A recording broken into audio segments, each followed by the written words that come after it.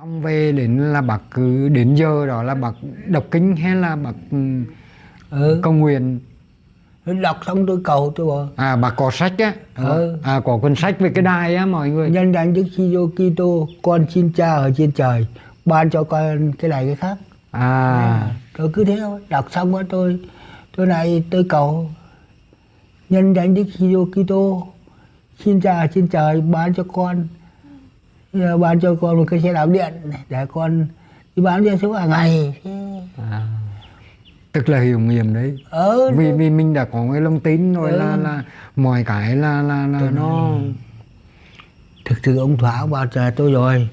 Thế nhưng mà chả biết thế nào, chả biết là anh em mày ông có đi hỏi lắm chỗ lắm, nhiều lắm, đi là cũng kệ, tôi bảo kệ thôi, mình trời cứ ban cho mình thế nào mình được thế. Chứ